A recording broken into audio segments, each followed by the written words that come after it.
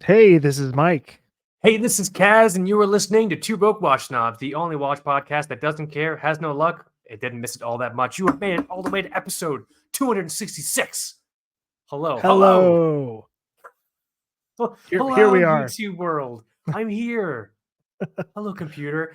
Thank you so much if you're watching this on YouTube, Two Broke Watch Snobs. You can find us on YouTube now. Definitely, if you haven't already subscribed, we're putting episodes up.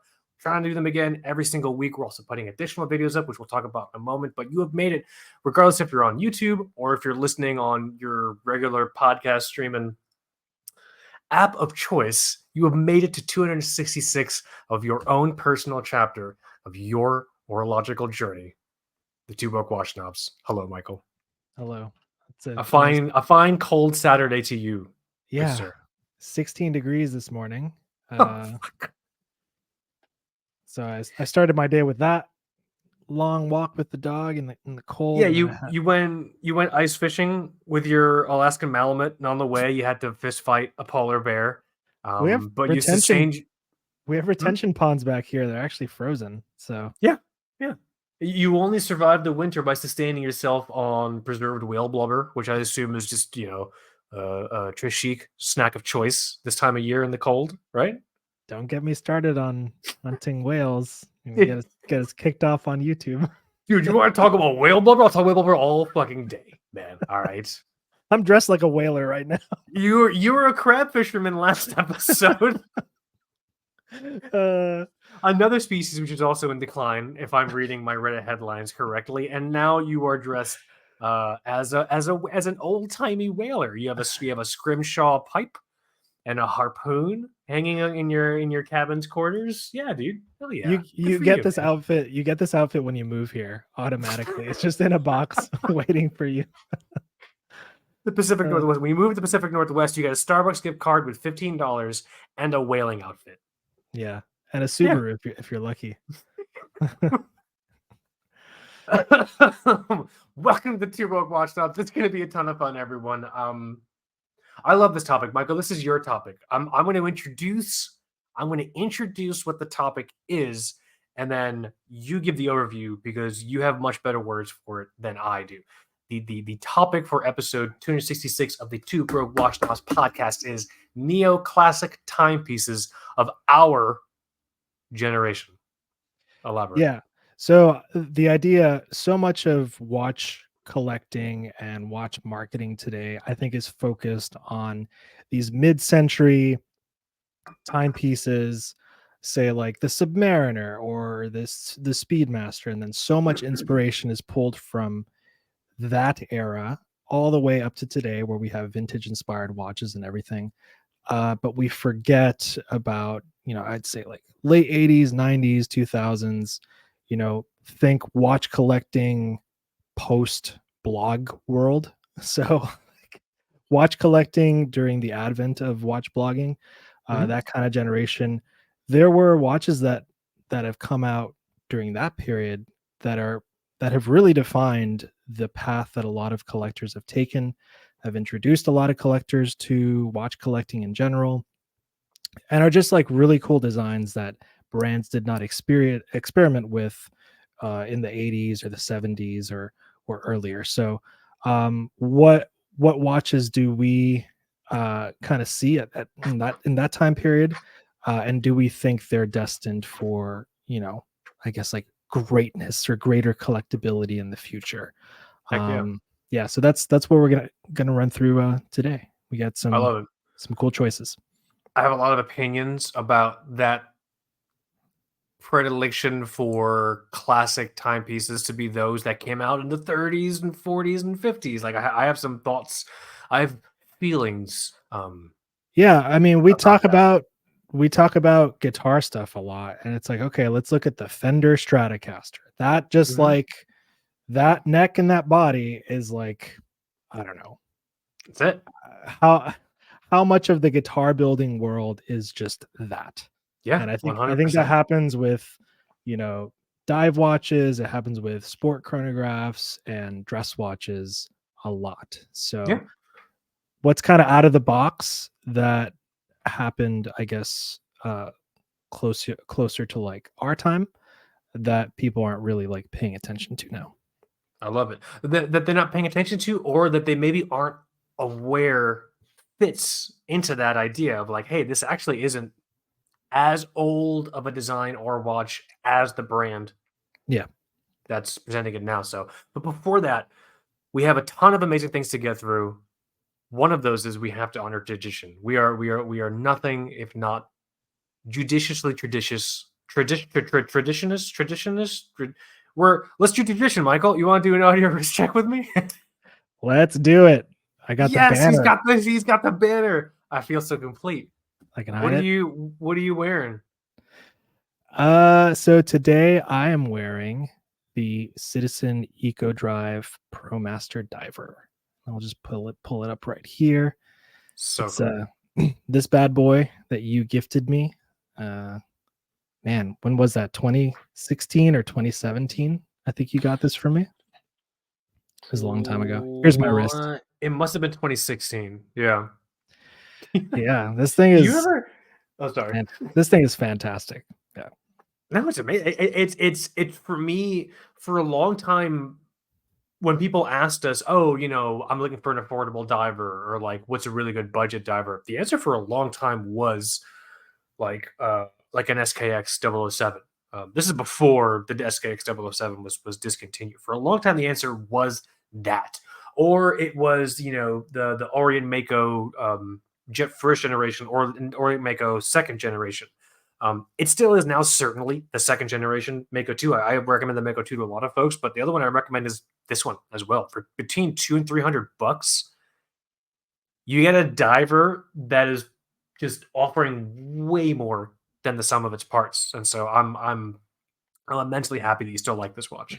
I love this thing. I've recently been wearing it on a black Zulu Alpha strap, which is this kind of crazy heavy duty nylon strap with this kind of special buckle system, and it's never going to leave your wrist. I was telling you, I was cooking a steak dinner the other night, and this will really confuse the new listeners that are like starting earlier on where I'm like vegan.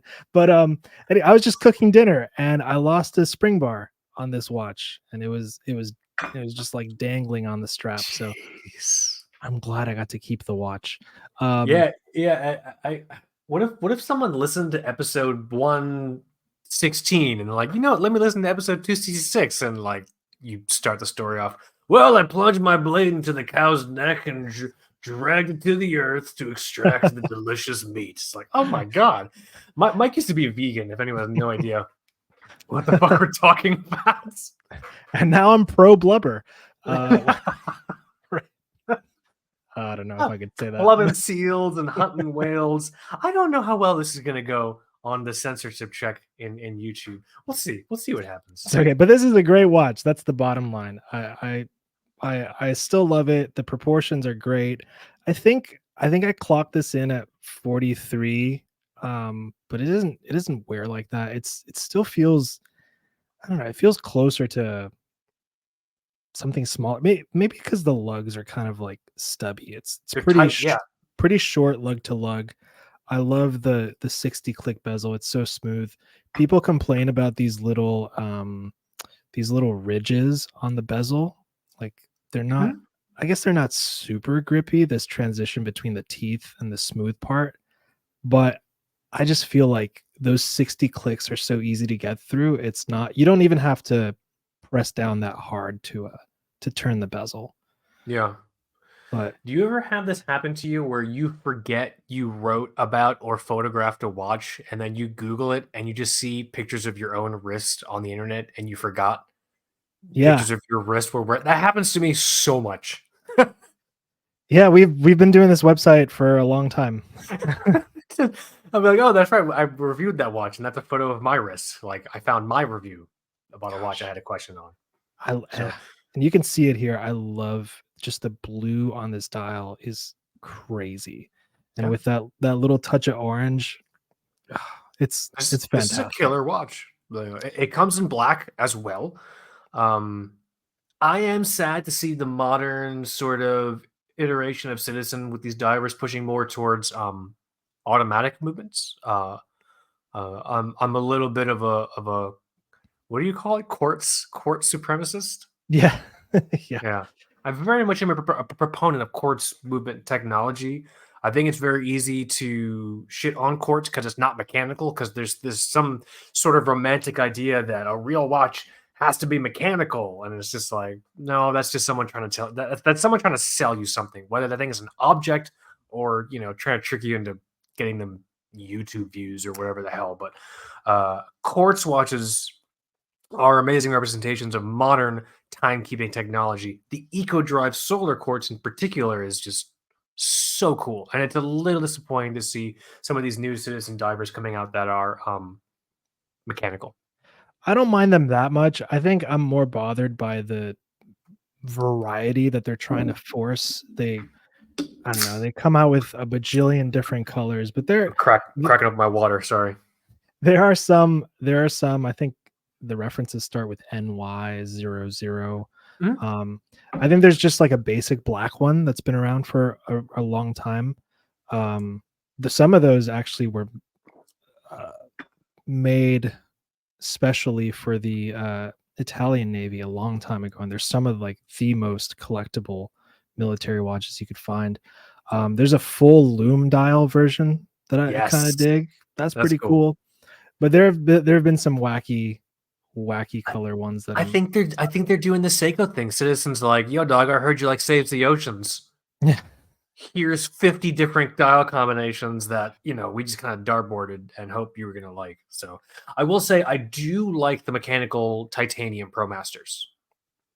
Yeah, that's nice because it comes with a bracelet too, right? It's on a bracelet. Yeah, and like and you know me, I'm a bit of a titanium. I'm a titanium lush. I have a titanium problem. That's a very cool watch to me. And then I just wanted to share the because I don't think they're super big, but this is the strap I have it on. It's kind of an interesting like buckle system. It's a really, really cool combo, honestly. So that's cool. Hell yeah. I dig it. What do you have? I don't know if people can, if you're watching YouTube, you could probably tell I am wearing, I never know where to turn my wrist because the camera's reversed. I don't know directions, even though I really only have two options. I'm wearing my Quartz Omega Seamaster 2541, the GoldenEye reference on the NATO strap that you gave me, Michael, which I think is the NATO strap that you had in your Citizen review. Or is this a different one?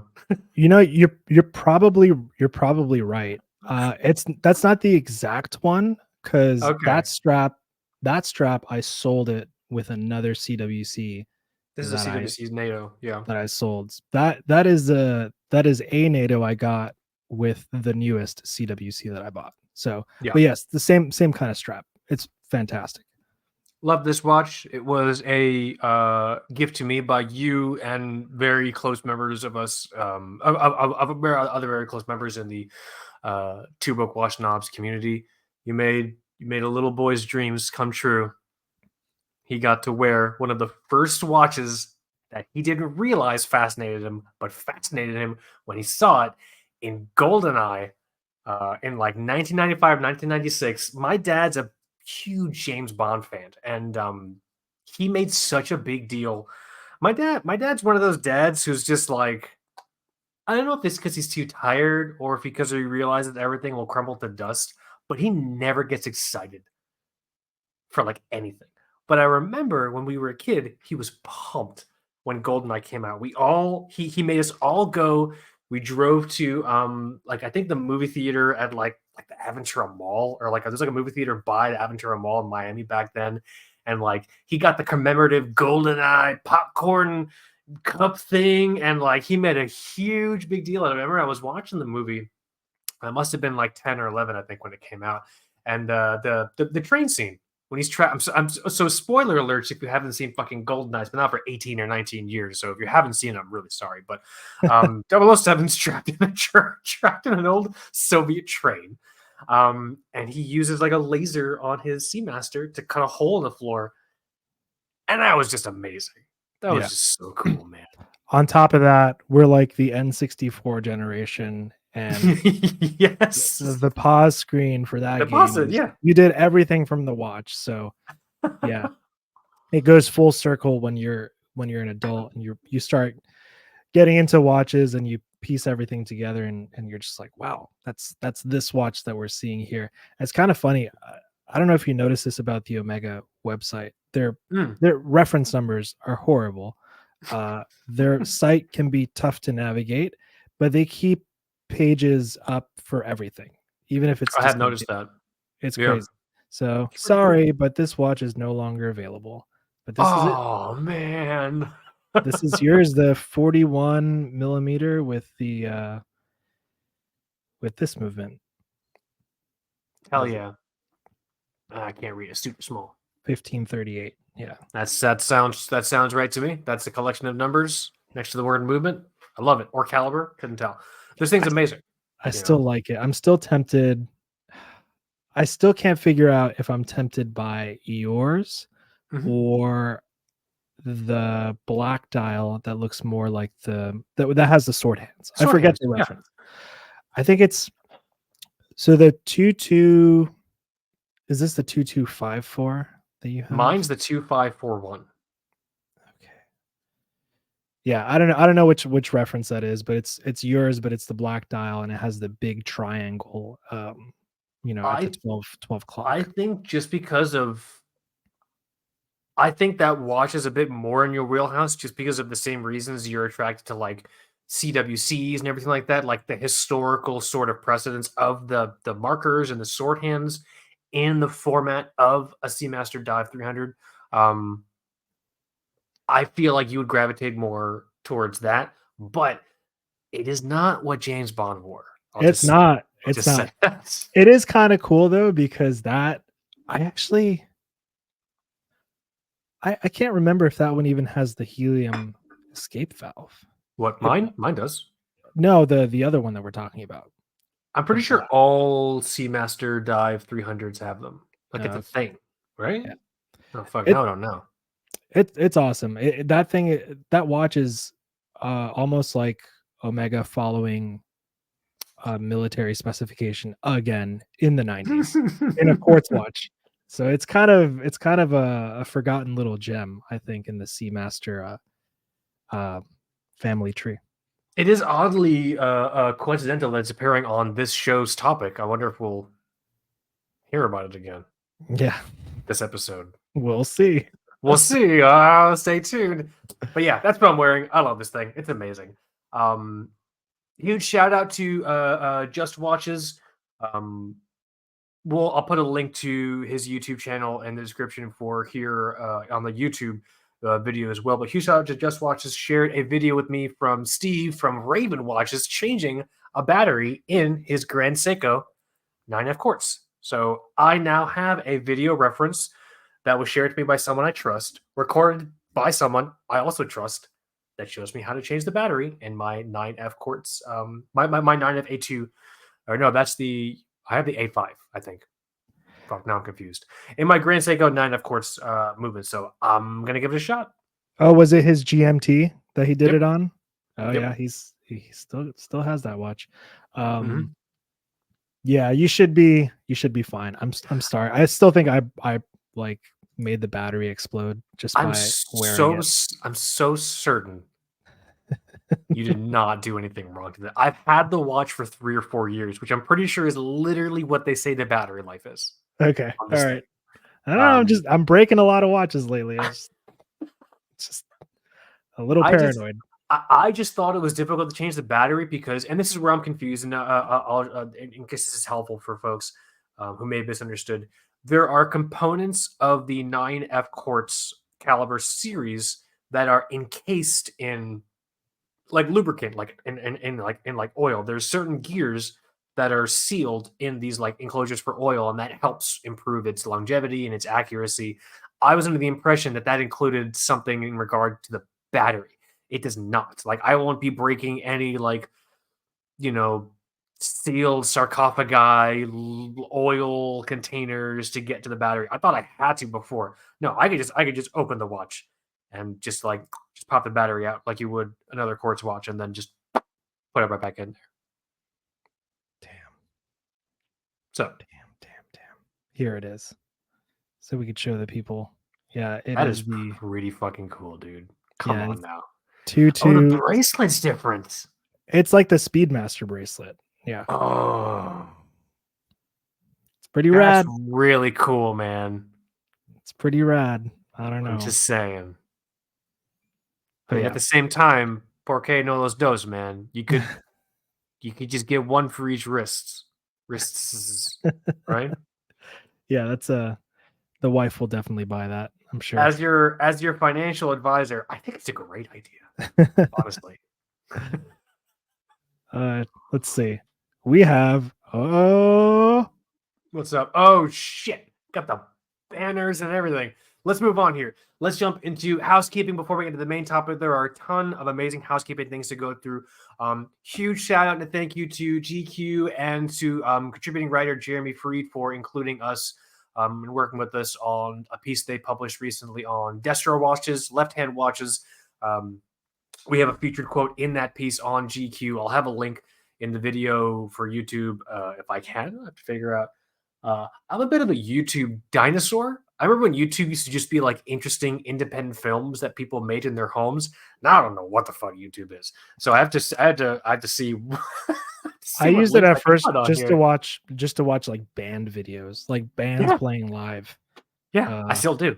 Recorded on like flip phones.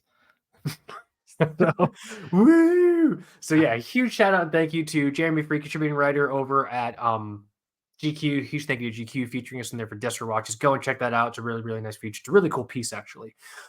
In addition to that, we are going to keep doing this YouTube thing. You know, we're in the process now of putting together a calendar, putting videos together. In fact, at the time of this episode airing, you can go to our YouTube channel right now and check out a really fun video that Michael and I put together as a companion piece for our post on the watch website about cheapest Rolex watches, quote unquote cheapest Rolex watches. You know, for the price of a cheap Rolex watch, Michael, I could just get a brand new Cartier Santos. You know that? Yeah, that's a tough argument for the Rolex. But then if you go check out the YouTube channel, Michael and I recorded a video, a piece as a companion to this article here. It's a ton of fun. And we're going to keep doing pieces like that. Go and check it out. Subscribe to the YouTube channel, like, comment on there. Help us grow this thing. Help spread the love. That actually leads me into my second piece of housekeeping. A lot of people have been asking how they can support the show, which is fantastic and a little odd because I can't think of anything in my life I want to support.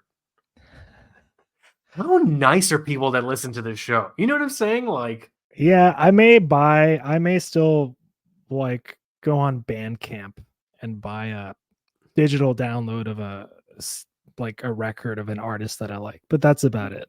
You can get like a Seosin beanie. Did this Seos first of all, Seos ain't even around? I'm sure. And do they sell beanies? I think it's yes to both of those questions. Yes. I'm getting the Seosin beanie. Thanks, Seosin.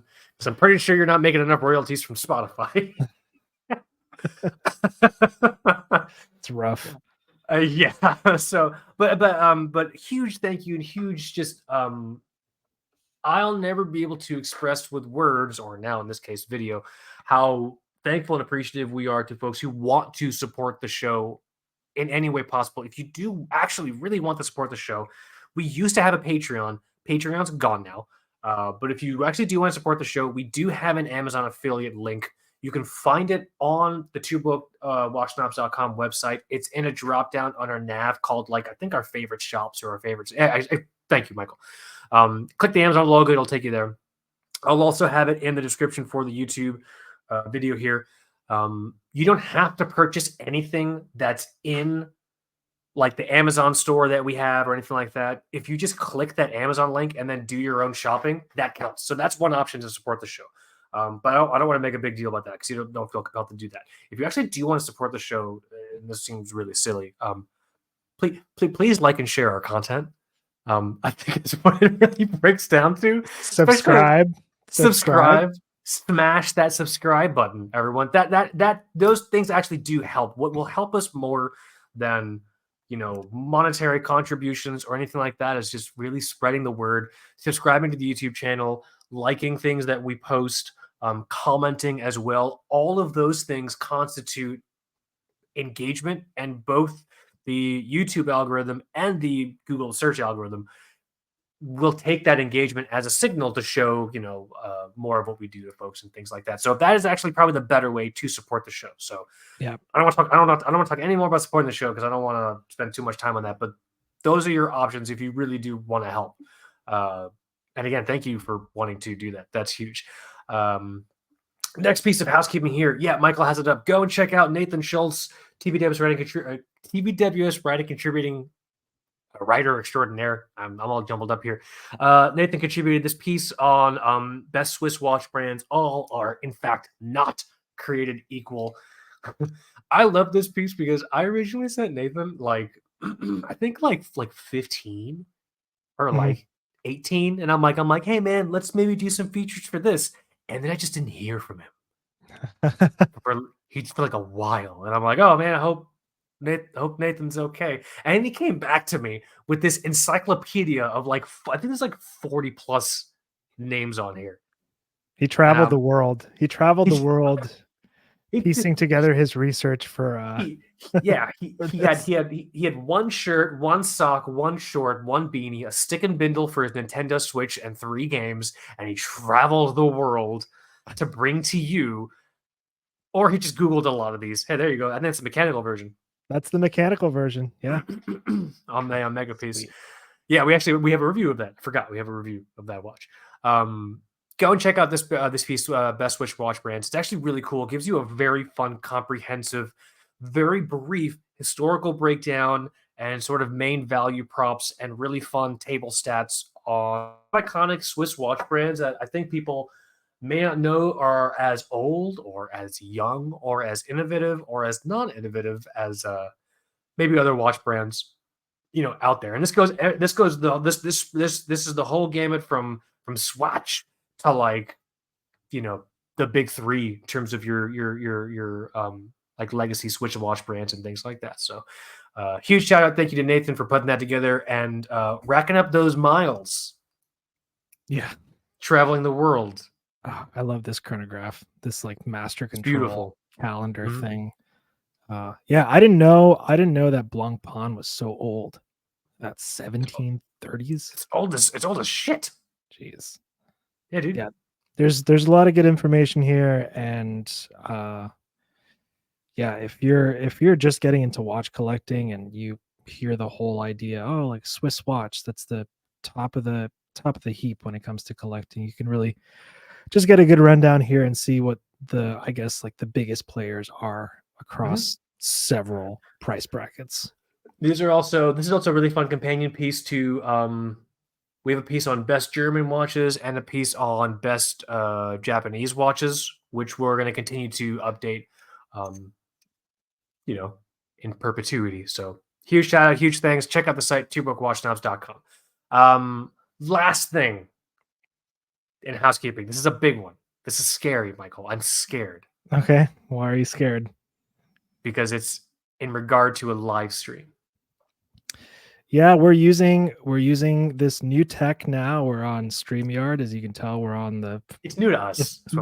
They're free plans, so you see a mallard in a top right hand corner for some reason. That's their logo. Their logo. It's a mallard with headphones. It's fun. But used to do back in the day. We used to do the Instagram live streams, and it was really primitive. We were just kind of holding our phones like this, and mine was always too low, so you got maximum neck coverage and very little of the top of my face, and so yeah, it was pretty bad. Yeah, my arm would kind of just hurt. So I think we can use this to stream somewhere, and we're thinking about doing a cool live stream Q&A, and we're just floating that idea out right now and seeing what you guys think about it. But I think it could be fun. To add potential insults to future injury, we're thinking about making it an episode. Yes. A live streamed episode. So you and I used to make the joke all the time about having callers. like live callers. This is the closest we're gonna get to that, I think. That's true. That's true. Yeah. This is the closest we're gonna get to having live callers. Caller one, you're on the air. What do you think of Omega? And just see where fate takes us. Yeah. I think there are ways to take actual callers during live streams, by the way. I think there's some technology we can explore there also. So that could be a dream come true one day. I'll have to look into that. We might still get callers. Don't let the dream die. So if anything, we're possibly thinking about that for episode 268. So that is in 2 episodes from now. If you think that's a great idea, tell us about it. If you think it's a bad idea, just don't tell us and we'll just assume you think it's a bad idea. But either way, let us know your thoughts on that idea. You can hit us up in the YouTube comments here. Actually, honestly, probably would be best. Yeah. Instagram. Man, we're really trying to figure out what the hell's going on with Instagram. So many AI nudie bots. So many nudie bots, dude. So true. I try to delete piles of that stuff every single day, and they multiply like crazy. Hey, maybe I like your channel. Like, what fucking? And there's your nudie bot. It's not just that, but it's. I love the accent. Sorry. It's that, and it also looks like a lot of weird like accounts that are trying to sell you clearly fake watches. Like clearly, and they all come with the same automated like intro message, like, hello, we have all brands, popular, come see. Like, oh my god, it's bad. So we're Instagram right now may not be the best platform to get a hold of us. We're really trying to figure it out because we know we have an audience on there. We know people enjoy engaging with us on there. Sidebar, can you hear my baby crying? I can. That's okay. That's not a problem. This is a new world, man. We're on video. We're using StreamYard. We're taking calls. It's my okay. child made the decision to skip his nap, and so we're all paying the price. Now I know what that means. I've witnessed what happens. Yeah, that's right.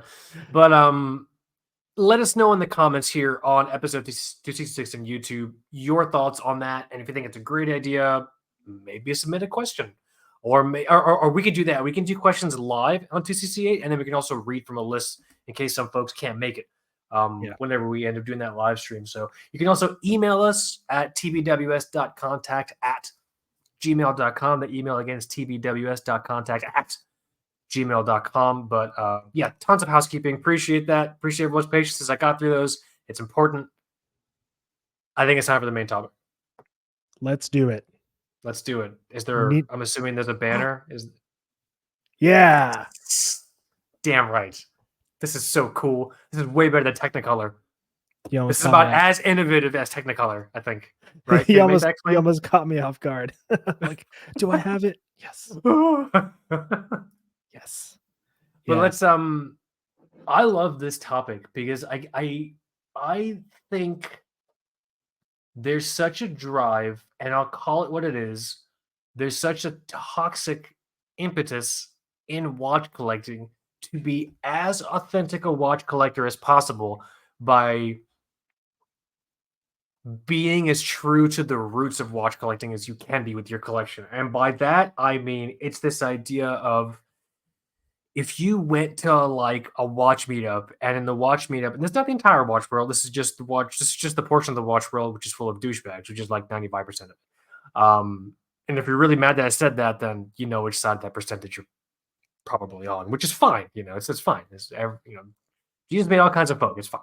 The 95% of the people in the watch world are kind of like douchebags, which is fine. If you were to go to like a watch meetup and you only had watches that were maybe new, or your watch collection was only like Nixons or quote unquote fashion watches or new generation Seikos. Like, let's say maybe you went there with one of the new Seiko Field Sports GMTs and like an Orient Mako 2 or something like that.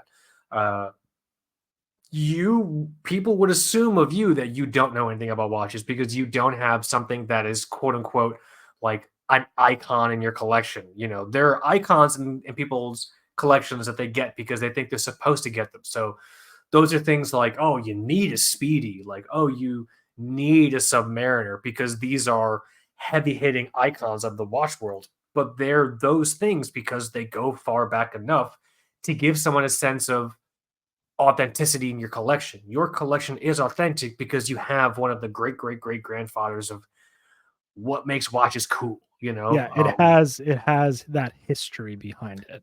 Yes. Uh, that's In that's even 6 words, you said much more efficiently than what I've tried been saying for probably about 4.5 minutes now, I think. well, that people actually look for that, and I think some people make buying decisions like, oh, it's a cool watch, but it doesn't really have history, so I'm not going to get it. Like Mhm. I think that happens. Yeah, Um, 100%. Or but like some of the most popular pieces out there on like the internet and on YouTube are what are the watches that like watch snobs will be impressed by? Or like mm, what watches are watch snob proof? Like what can I show up with and people will think I'm, you know, a collector to be taken seriously. More often than not, you're going to get a list of watches that probably came out 80 or 90 years ago, or the yeah, collections were introduced 80 or 90 years ago. yeah, yeah.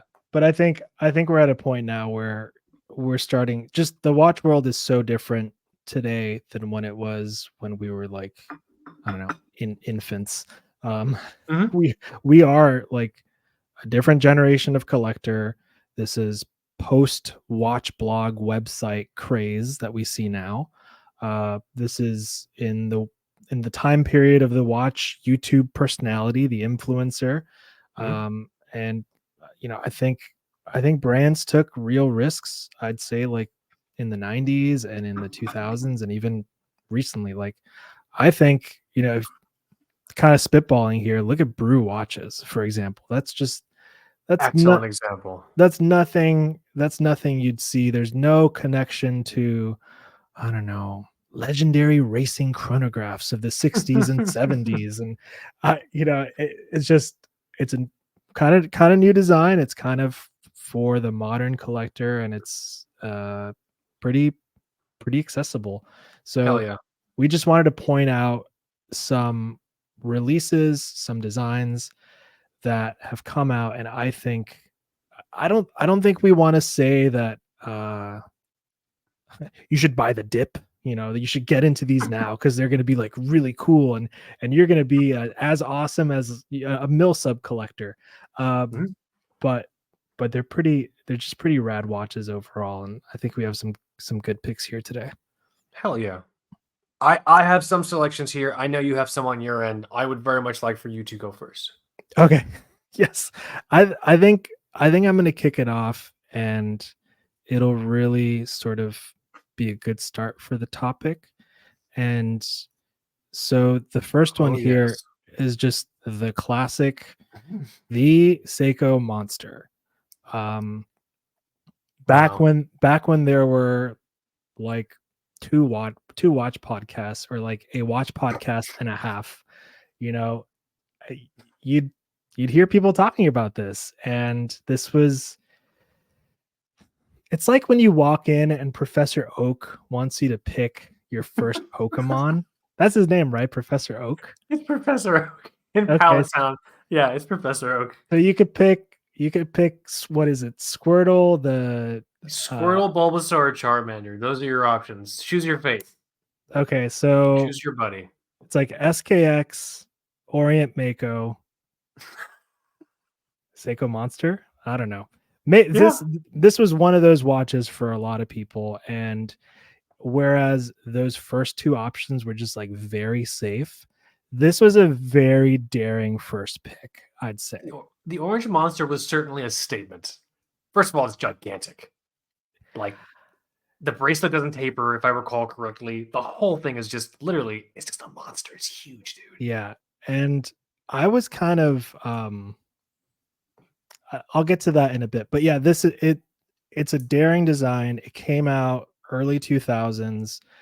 It doesn't really pull from much of Seiko's old catalog or anything like that. I would say that the SKX kind of looks like a 77548, or even some of the certain versions of the 6309. Like that case design is still pretty prevalent in Mhm. Seiko history. The monster didn't really look like anything else. I think the only thing you could kind of, you know, come back at me with is like the shrouded case could remind you of those tuna divers, but Kind of. this was done a little bit differently. And I just like, I wish I could have been in the boardroom, man, when this was shown like the first time. Like how many people looked at this and just thought, no way. Like Honestly, it was Y2K. They probably thought they weren't going to survive anyway. So just like, yeah, we'll just greenlight it. It doesn't really matter. The world's going to blow up. All the banks are going to collapse. So sure, do whatever you want. that's a And good then point. that didn't happen. Like, oh well, fuck, we'll start with it. So you might as well just launch this monster thing. I mean, they didn't call it the monster, obviously. We should do a whole episode on Seiko nicknames and just how that came about. Well, there is I'll share it now real quick. There was a piece that Cole did back when he was with Hodinky, and he went to Thailand and he met with a like a pretty prominent like Seiko Monster collector. And like you can see the collection here on the So screen. cool. It's the dude has collected just I think his goal is to just literally collect every single monster. I love it. And they talk about this in the video here. Like monster, yeah, it was a nickname that started with collectors, but I think Seiko fully embraces it right now. I think they even use Yeah. monster on their website. Yeah. So but yeah, I'd say this is one of those watches. And let me just go back to the other one here. So you can see that, you have the orange and the black. That's the one that everybody knows, but there's a ton of limited editions. Like this yellow one is apparently like the grail monster. Oh, Is three 300 300 pieces. pieces. Whoa. Yeah, you think of how Seiko usually does limited editions today. It's like, oh, 6,000 pieces, limited edition. This is, I mean, this is just like my Doxa, 300 pieces. Yeah. And then, gosh, there's just Oh so my God, many so monsters. many. And still, for some reason that I can't explain, the pricing on the second generation. So the second generation came out in 2012, and people just go nuts over these. Like, I I think, remember the second generation Orange Monster is the first one I ever saw with the triangle markers. That's the first one I remember seeing. yeah, people freaked out because it had teeth this time, and it's so crazy. It's called the monster, and it has teeth now. Um, and it has the 4R36 movement, Mhm. which I think this was maybe 2012. No, that was a little bit before we got like the SRP diver That was reissues, in 16 or 17, 2016, 2017, I think, right? something like that. No, maybe Yeah. 15. Anyways, but yeah, it was a big deal that it had this movement, and this reference specifically the SRP 309. The That's the one. pricing is still bananas. I think Mhm. into the four figures now to get some of these, because the third generation is kind of not that cool. I think they I mean, I guess Oh. it's got a 6R. It's this dial, I don't think it's flat orange. I think it's kind of like shiny or Oh, bursty I or hate whatever. that. That's lame. But Oh, you can see it in that coral monster. yeah. Ice monster. So it's, I don't know. I think this watch is gonna, okay, not like go to the moon or whatever, but I think it's gonna stand as kind of an icon for a lot of collectors that needed to find a cool spot to start and didn't want something like, I don't know, an Orient Mako, you know. I remember I was first drawn to the concept of this watch when I started getting into watch collecting. Um, I guess almost 10 years, like 9 or 10 years ago now. the reason I latched onto this watch is it was one of the first watches, and this is really silly, but it's the power of you know fan-based marketing. It was easy for me to remember Orange Monster, and it literally sounded really cool. And it's really easy to visually recognize. Like you could see it from across the room. You're like, oh, I think the guy's wearing an Orange Monster. Or, if you are walking around in a mall and you pass by a Macy's and there's a Seiko case, your first inclination, my first inclination, I remember was going like, oh, let me see if I can see an Orange Monster. Let me see an Orange Monster there. Because I only ever seen it on Instagram. I've only ever seen, you know what I mean? Like because it was easy to remember in that sense, I latched onto it really hard. I never ended up getting one. I ended up getting the Sumo. That was my first dive, my first dive watch. But I think that played into it a huge part. It's just a badass name. Yeah, I thought it was too crazy for me starting out. I thought, oh, I can't Yeah. get this. This is just. I'm not, But that's now I kind of want a Gen 1. I think that'd be kind of cool to get. Just pretty like badass. the Gen 1 with the 7S26 movement. I don't know. It's pretty rad. Yeah. Heck yeah. That's a good one. What's your first pick? Let's see here. I'm gonna go with one that may not be what folks would immediately think of, but there's a very particular reason why I'm choosing this one. And it's one you and I talked about a little bit in our pre-conversation. I am, and this is gonna be controversial because we've had thoughts and opinions about this, or at least I've had thoughts and opinions about this brand and this release before. I'm gonna say the first Halios Seaforth is one of those watches that sort of came out of nowhere, and it was also very defining in regards to the propagation of micro brands, and I'll explain that in a moment. So Halios is a micro brand. The guy that operates is a guy named Jason Lim. He had watch releases before the Halios Seaforth, but my personal favorite was the Delphin. I always thought that was a really cool watch. I don't think we're ever going to see it ever again. or the Puck. Puck was fun. Puck? That thing was cool. Puck was fun. And then the first generation Seaforth came out of nowhere, and people latched onto this so hardcore. It wasn't, in my opinion, really related to anything else that came before. Halios's kind of design production. Again, in my opinion, disregard my crying son. Is it very distracting? No, it's fine. Okay, because I can mute myself and just type what I'm saying, and then you can tell people what I type. That'd be really hard to do. Proceed. I'm in level with you, man. Continue. And then in 2017, the Seaforth came out, and this really interesting phenomenon occurred. That was around the time. That was about a year-ish after you and I started doing this. We started Two Broke Watch Snobs in September of 2016.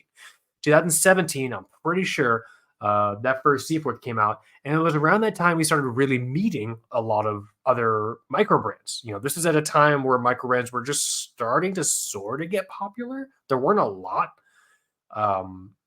but there were like a tried and true core, and we would meet micro brand owners, and they would show us something new or something that they were working on in concept or prototype. And more often than not, the question they asked us was, oh, that's cool. What do you think of it against the Seaforth? Yeah. How does it compare to the Seaforth? We even had literally people say at the time the Seaforth came out, yeah, we really studied it. We're trying to reverse engineer what Jason did with that first Seaforth release with this release. It's just like, they weren't even like, to be that influential with a watch that, if you look at it, this is not a particular. If you showed this watch to just like a random person on the street, they'd be like, "Oh yeah, I like the strap." You'd get some like dumb comment. Yeah, like and you know what I mean? And we're looking at the Series 4 on screen right now. On screen right now, yeah. The Series 1 was even. It was even more basic compared to this. I think it was steel bezel. The 2 time zones. I think you could get it with the dive bezel. Yeah, dive bezel or 12-hour bezel. but Like it wasn't as fancy as this new series. it was such a big deal. And then I remember what really set it off, and this is why I wanted to choose it in particular for this list, because it's going to live in the orological shared cultural narrative for a long time, whether you were directly influenced by it or not. It was either like the second or third, I can't remember, but one of the iterations after the first generation Seaforth, that release was picked up and shared on Hodinky, which doesn't sound like a big deal, but at the time, Hodinky was not talking about micro brands. Yeah. Like this was one of the first times I ever saw that website mention a micro brand during the release. And if I'm remembering the release right, it was there were a lot of technical issues. I think that happened with that release, unless I'm mixing up my releases. But I remember when that came out, the Halios Seaforth, because Hodinky's audience is much wider and not solely focused on, bristling, bearded, orological watch nerds like Michael, you and I, a ton of people who were just sort of watch curious heard about the Halios Seaforth. This was the first micro brand they ever saw. Yeah. Yeah, and it's funny you say that. Yeah, a micro brand in Hodinky's eyes at that time. I guess you could call Philippe Dufour a micro brand. like one dude making Swiss watches, and you'll get your watch in 4 years. Like, yeah, that's a micro brand. That was the kind of micro brand that they focused on. But yeah, that's a good point. I think the idea of a micro brand was kind of placed in front of a lot of people very quickly at that point, and it was the Seaforth. Amazing. This watch is still very popular. Like I said here, we're in series 4 at this point. I'm not even sure. Jason's a fun guy. I don't even know if this part of the site is updated. I don't know when orders are going to open. These are, these can be tough to get. They're tough to get, and I think what also a lot of the magic that Halios is able to, a lot of the magic that makes this brand special, regardless of your opinion about them, is the fact that it really kind of is a one-person operation, or at least for a long time it was. Like it's just a dude who's very passionate about expressing what he wants with his releases. And so sometimes the releases will take however the hell long they need to, and they'll be ready whenever he feels like it. It's funny. I skipped the Seaforth. I never went for it. I had the Fairwind for a bit and a Universa for a little bit, but I never tried the Seaforth. They do titanium now. He does titanium also. Oh no, don't tell me that shit, dude. Yeah, man, that's this one. This one's titanium. Oh, I gotta get it. Can I get a titanium bezel? I don't want an insert. Can I get a titanium bezel? For bezel, you could do sapphire 12-hour, sapphire diver, or fixed. So this is technically a bare titanium bezel. I could do a fixed. I don't know. The problem when the Seaforth first came out, I think you and I are just way too punk rock for our own good. We saw everyone loving the Seaforth, and we're like, nah, whatever, it's okay or something, I guess. I really think that's what happened. I guess what I mean? Cool, whatever. I guess it's like cool or whatever. It's like super influential, but like, I guess. You're just too goddamn punk rock for our own good, dude. But that watch, I don't care what anyone says, and regardless of what I have said about the Halios in the past, I think we literally had an episode where we chose brands and releases that were overhyped, and I actually am fairly certain I chose the Halios Seaforth as being overhyped. Yeah, and then he wrote to us and he agreed. He wrote to us and he agreed. That was amazing.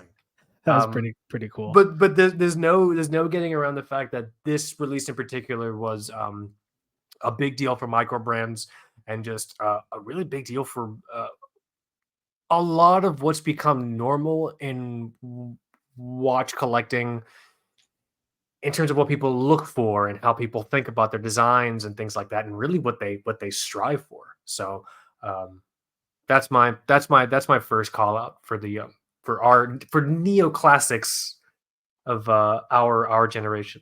Slowly, Michael, as we record, my sun gets louder and louder, and the actual sun in the sky gets lower and lower, and it's getting darker and darker where I am. It's And I'm just okay.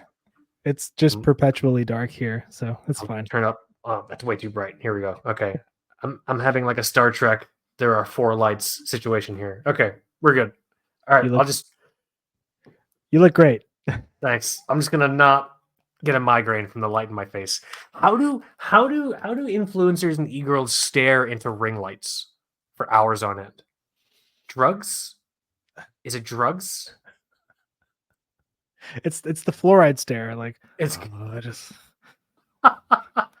I got a fresh helping this morning. I don't know. Yeah, we gotta get a couple of those, and so yeah, if you want to. I'm gonna get you cat ear headphones. I think this is enough. I think enough is enough. I think it's time to get you some cat ear headphones, right? I've been browsing way too many of those. Just like sitting in bed before we fall asleep. I think my wife saw me browsing cat ear headphones the other night. Just like a really weird thing to explain And in the moment. she's like, what the fuck are you doing? It's like, babe, I'm really thinking about getting into like the furry community. And I really think these cat ear headphones are going to help me. I think they're going to help me. There's way too much variety. If you have a recommendation, drop it in the comments below. That's the best way to Actually, get you a know good what? In the best recommendation. interest of getting this video to rank on YouTube, please don't share your furry cat ear headphone links in our comments. It's probably not It might help. I don't know. good. Yeah, I guess it couldn't hurt or something. Yeah, it's all good. Good stuff. All right, next watch. Next watch, your pick. This was kind of a fun one for me, and again, it just popped into my mind when I was thinking of this topic. I actually don't even know too much of the history with this model, but it's the Oris Aquas, and just tracking this down a little bit, I think Oris came out with a watch in '98 called the Full Steel, and it's the watch that started to get a bit of this Aquas look that we recognize today. And this has become, I don't know, this is the watch that I think about when I hear Oris. And we just have so much variety now, and it's again become such a staple for the brand. And this watch is just a really good example of a dive watch that is not necessarily calling back to, I don't know, the Rolex Submariner or something. My computer did not want to load that page. No, that's all right. Did you see me struggling there? Like, I saw you, and I'm like, maybe I should talk to help kill this kind of hole. Like, no, I'll see where Mike takes this one. I'm like, I'm gonna land eventually. It's like, no, I'll refresh. So yeah, it's you see it on the screen. I don't know. This to me is just, I don't know. It's really different from the Seamaster or the Submariner or even the SKX. And I don't know. It's kind of overlooked. And what is this, dude? Oh, this is a little bit pricier than I thought it was. I thought this was, in my head, this 3 was way close to the USD. I thought it was $700, and this was the dollar sign. I'm like, what? $700? Let me get my wallet. Some of these Aquas or Aquas, however you say it, some of these can get pretty pricey. Some of them you can get pretty good prices on. What I love about this collection is that yes, it is not aggressively derivative of something that came before or calling on a dive watch legacy that's contingent on the existence of Rolex or Seamaster or who's or what's it's, but it's not inaccessible. Like someone could still find something and have it feel appropriate. And I'm only saying that because technically a lot of Invicta releases do fall under some of these criteria of not being inspired by watches that came before. And like, well, okay, now you pulled up this one. This one's interesting. Oh, this is so cool. I saw this. This one's $27,000. Yeah, this is right. You know what this is? This is Oris's date just. This is essentially what this watch is. I can see that. It's different sizes, different iterations. You can get diamonds. You can get crazy dials. Here, let's do my favorite thing. Just go to the top and just sort by low to high. Let's see. How can we do this? Can you even sort here? Come on, Oris. You gotta get like a UI UX consultant in here. This is 101. So we can just see what greater than 4,000, and then these are the cheaper ones, right? I guess so. So that's how we can do it.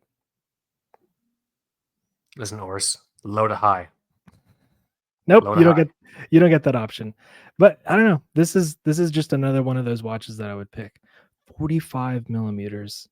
That's a big It's a boy. lot. It's a lot of watch, man. But all the way down to 36, man. And a Mhm. 36 is a little cheaper, 2,600, with this pretty interesting. I don't know what That's kind kinda of cool. dial this is, but And you know what the cool thing is like I think ours is one of those brands where there's the sticker price you see on the site, and then there's what you're gonna pay in reality, whether you can get something um, from secondhand or whether you get it like from an AD or brick and mortar. You know, usually they'll have discounts and things like that, or you can ask. Always ask.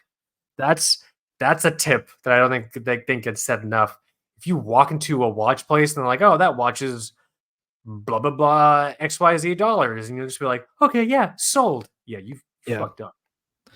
Ask for something. This right You here is know? so solid, 39.5 millimeters. Just a Wow. clean black dial diver that is not a Seamaster or Submariner. Doesn't really look like a lot of other dive watches. Mm. Yeah, I don't What's know. this one? What's this one gonna set me back? 2,400. Okay. And again, like you were saying about the sticker price versus the street price, you might get a deal somewhere. So Yeah. yeah, that was my other pick. I only had two. I love it. That's perfect. Let me see here. I have two. How are we on time? Oh, it is Yeah, dark in there. it's getting dark, Michael. It's dark. It's dark. It's dark where I am. I'm feeling alone. Let me turn up my light. Is more light good or is less light good? Or More is no light's light? good. More More light. More light's me calling from the past. Let me. Oh man, that's fucking bright, dude. If you want to experience and see the pain that I'm going through, go and check out this on YouTube if you're listening in your car. Obviously, don't do that while you're in your car. Get to wherever you're going to, and then get out of the car. Well, turn your car off and then get out. We'll put it in park. Turn your car off, then get out of it. Then watch the YouTube video, and you can see me suffering. but subscribe first. So subscribe first, and then you can see me withering under the lights. Yeah. I'll do a call back to the wrist check. Omega Seamaster Dive 300 meter. The original Omega Seamaster Dive 300 meter came out in 1993. 2.5 or 3 years later, it was on Pierce Brosnan's wrist as he was playing 007 in Goldeneye. The Omega Seamaster 300 that came before this looks nothing like the Omega Seamaster Dive, or at least this iteration. Like that version that you were looking at, the quartz that you're looking at is kind of like it because it has the sword hands kind of vibe going on. But It's yeah, more like perfect. this. It's more like this kind of stuff. Yes, Yeah. you know, those two watches side by side. If you were to tell like a non-watch person these are from the same collection, you know, they'd be like they don't look anything alike. You're like, yeah, because the '90s happened. Yeah. You know.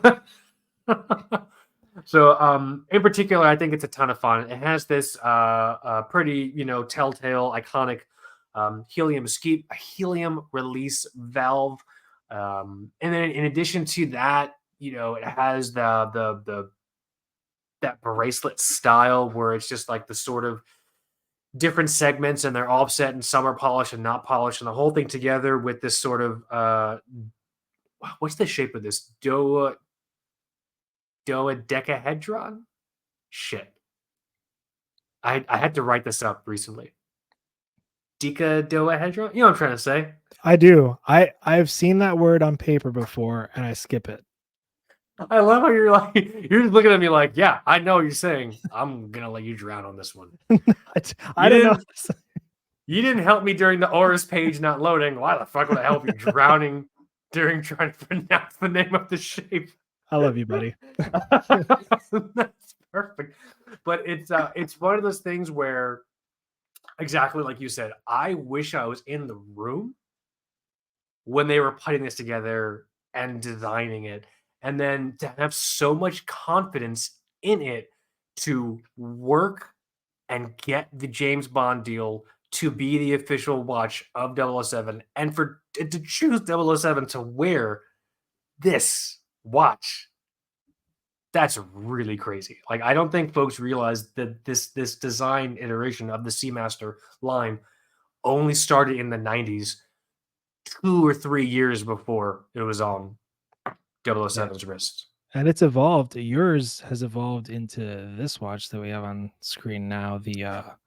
Oh, yes. The diver. So this is the Diver 300M. They went back to the old wave pattern here, and instead of that bracelet, like the one that you have, they put it on this. I don't like the mesh. This mesh. Well, people get really mad about the bracelet that you have. Some folks are just like, oh, it's way too 90s. That doesn't work today. And so I think folks are eating this one up, man. This one is tough to get. Like it shows 8,300 here. Gray market, you're paying like 10K plus. What the hell? Yeah, That's nuts. People are more into this one than the No Time to Die titanium version, which I actually like. I like a little bit more. I love the bracelet, like the original bracelet for this watch. I have it right here next to me. I'm looking at it right now. I think, sure, it is kind of 90s, but I mean, my impetus for this watch is because I saw it on the wrist of someone in a film of the 90s, and then everything around that's just icing on the cake. And so to me, it's not complete. Yeah, this is the previous generation ceramic bezel with a different kind of updated version of the bracelet, it looks like. Yeah, right? but looks wise, it's kind of very similar to yours. Yeah. For me, quartz is the way to go on these. Otherwise, they're a little too beefy, even though I'm a huge fan of these master coax movements that Omega's been putting out, for the past several years and things like that. I strive one day to own a mechanical master coax movement piece from Omega. There's a couple I have in mind. But for me and how I've kind of chosen to evolve as a collector, the quartz version of this watch is perfect because 41 millimeters in terms of the case size is about the max of what I can comfortably wear. It would feel too big if this was a mechanical movement and it was like 14 or 15 millimeters, whatever it is. This thing's, I think, only 11 millimeters. It's a whole lot of watch. It's a whole lot of watch, man. The last time I went to an Omega boutique and I thought, like, this is it. I'm gonna make the decision to either get or not get this watch. I wore the new ceramic one, steel, black dial, bracelet, and everything, and it's a hunkin' piece of watch, man. It really is. You know what the problem is, and this is something I think you and I have wrestled with a few different dive collections across different brands that have a bit of a tool legacy. I don't want this Omega Seamaster Dive 300 to feel like a luxury jewelry piece. Yeah. Obviously, it's not a cheap watch. Like, it's not like a Casio Duro, like a $50 200-meter dive watch. Like, it is still obviously a very nice watch from a luxury brand. But the problem, in my opinion, because I've tried on some of the previous generation ceramic bezel with the deep wave, the deeper wave dial. I've tried some of those on before, and like it feels too nice, if that makes sense. It does. And let's see. I wonder, could you imagine if they went back to aluminum insert instead of the ceramic? Because that's part of what makes yours feel less, I guess it's less fancy. Tudor is doing aluminum on the black bays, so it's not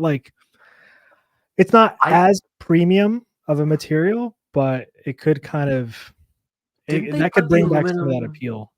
Didn't they put the aluminum insert in a recent release, but it was like a weird limited edition and it's like super expensive? Do you know what I'm talking about? I think that may be the one that I just pulled up. I'm trying to figure out if that actually has aluminum. Like, I don't think it's a regular production thing. Like, I personally would love that, but I could totally see. Because the thing is, you can't walk into an Omega boutique and explain to a watch normalo, oh, hey, this is, you know, a $5, $6, or $7,000 watch, and part of it is made from the thing that soda cans are made out of. Oh yeah, it looks like. Aluminium. Yep. So yeah, So they which went. It was this one, this blue one on the mesh. So they went back to the old wave pattern and aluminum. and it's $8,000 Yeah, but you're not going to find it. MSRP. Yeah, no, you're Yeah, paying 10K, like you said. See, that's my problem. I have no problem if they went back to aluminum, but then don't charge me more, or don't yeah, charge me in a way where, unless this is like special virgin aluminum that's never been touched that they got directly from Hephaestus by trading some saltines to him for. Like, unless there's something amazing about this particular cache of aluminum. yeah. I don't I think don't they think that's a would. thing. I literally think the scenario I was playing is not a part of reality, uh, which is fine. So, like, you know what I mean? Like, it doesn't make sense. You can't, in my opinion, you can't do something where it's a callback and you kind of take a step back and then to a previous version or previous kind of design element, but then you can't charge me more than as if you were for the like the composite ceramic material bezel, because you can. I've seen amazing prices on ceramic bezel Seamasters on the David SW website, especially when he's running like those sales or whatever. Oh my yeah, god, dude. yeah. So tempting. I think Omega just raised their prices too, so that's going to be hard. That's going to be harder to find a good deal over time. So Telling you, man. But for me, this is something that's very generation um defining. Like this Omega Seamaster Dive 300 came out in 1993. yeah, Mm. I think those are all kind of good picks. Again, I think of brands like Brew. Um, I guess some of the IWC chronos Mhm. were kind of later on. Those aren't really like mid-century anything. Those pilot Can chronographs. can I throw one out there? I feel like a crazy person because I think I'm the only person that actually likes this watch. But can I throw one out there? Let's hear it. How about that Hermes H08? Is that the one that's all ceramic? It's like all titanium, I'm pretty sure. Remember it came out like a year or two ago? Let's see. Uh, Oh, I know which one it is. yeah, man. Oh, I they love don't. this watch. Oh, they don't like my computer. Are you blocking JavaScript? No. All right, well, I just sent you the link. Maybe. Maybe. Okay, so these are the newer ones. So when the watch first came out, it was a really cool titanium, almost Battlestar Galactica vibe bracelet, titanium case. There are some Hermes dials that are sort of like that arrangement, but there's nothing that is, from what I remember seeing when I guess I fell in love with this watch when I first saw it. There's nothing in Hermes's catalog that looks anything like that in terms of like the case or any of those pieces. And so um, I would love to own one of these one day. Here it is on orange. Orange was the first sort of accent color you would see on it when it came out, but I think this thing is amazing. I think the movement in this is amazing as well. It's beautifully decorated. It's incredibly wearable just in terms of the dimensions. Um, It almost can you kind of has like Aquanaut vibes a little bit. kind of, yeah, you know, I would love to see a collection with this and like the Cartier Santos. I don't know why. I feel like those two watches would be very nice in a collection together. That's also about $12,000 worth of watches I just mentioned Didn't they do there. different? Oh, I love these numbers right here. The markers, the font choices around the markers are amazing. Yeah, that's pretty cool. Hermes is very much an overlooked brand. Oh, sorry. Didn't they make like a GMT version where the scale was like GMT numbers? Maybe I don't not. know that. I think they made it. There's a chronograph version Oh, they released recently. I'm pretty sure. that's wild. Let me see. Hermes.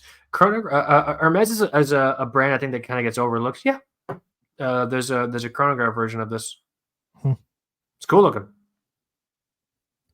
It is a mono pusher. Whoa. Well, now. That's pretty cool. You know what I mean? So I think there are so many releases that fit this idea of, hey, we're gonna put a design out there that's not iterative or from anything that came out 60, 70, 80, 90, 100 years ago. Like, we're going to do something refreshing and new. More often than not, I think as a congruent theme, most folks probably notice at home, uh, all these watches are pretty expensive. Except the Orange Monster. I thought it was. I mean, you said it was 4 digits. Well, or the second generation orange one. The second generation. If you're looking for a second generation, people are asking like, I don't know, 800, 900,000 bucks, you know, for it. Probably even more. You have to check in with Random Rob about that. That guy is the Orange Monster YouTube king. We got to get a Random Rob bat historian. signal. We got to get like his YouTube logo on a bat signal on like a party light, just shine it like in the sky. Help us with Orange Monster pricing. Yeah, he's documented that. He has a couple videos on just like where the prices are going, collecting them, and what that looks like. So that's a good resource as well. But yeah, well, I would love to open this up to everyone. Open mic night. Let us know your thoughts on, A, obviously our choices, our selections, but then B, at the same time, what do you think kind of fits this mold? Because I am so certain there are more watches out there that started their own legacy design DNA in the past 20 years than watches that, we're still making visual callbacks to that happened, several 7, 8, 9, 10 decades ago or something like that. So let us know your thoughts. Throw your ideas out in the comments on YouTube. In terms of a quick recap, again, huge thank you and call out to Jeremy Freed, contributing writer over at GQ. Thank you to GQ for putting out the piece on Destro watches. We have a really nice quote in there, a nice little feature in there as well. Definitely please subscribe to the YouTube channel. Go and check it out. Actually, if you want to see our cheapest Rolex video that we put out, it's just a couple of cool cats looking at cheap Rolexes together for 15 to 16 minutes. Right? Not buying any of them. Not buying any of them. That'd be fun. We can screen share record us buying one next time.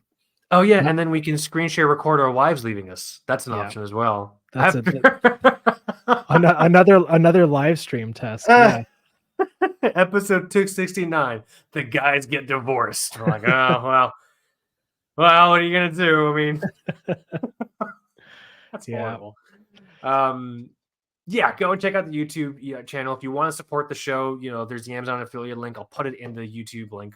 I'll put it in the description here for YouTube. You can also get it off of the site as well. But really, the best ways to support us is just subscribe, like, share, tell everyone what we're doing. Tell people you're not the only person that finds foul-mouthed orological shenanigans entertaining. Probably the best way to do it, honestly. On video, and you get it on video now. On video, great. You could watch the sun set across my face on video, because that's what's happened. I'm now just staring out into the darkness, and it's dinner time, and I'm hungry. But in addition to that, definitely let us know your thoughts on our picks. Let us know your thoughts on neoclassical, like neoclassic like pieces of our generation.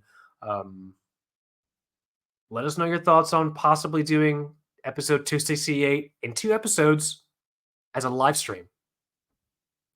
Michael, is there anything I'm forgetting? I think that's everything.